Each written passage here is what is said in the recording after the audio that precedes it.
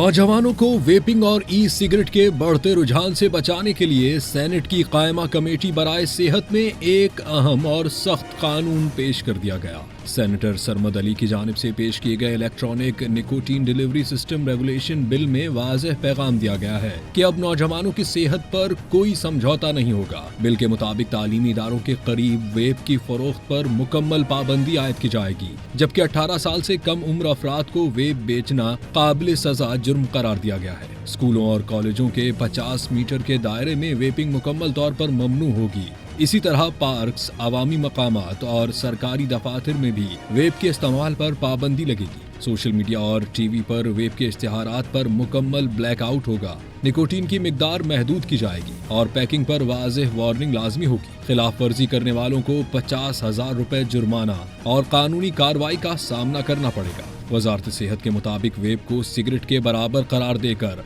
अवामी transport में भी इसके इस्तेमाल पर पाबंदी आयद की जाएगी, जबकि गैर मयारी ई लिक्विड की स्मगलिंग पर भारी जुर्माने लगाए जाएंगे।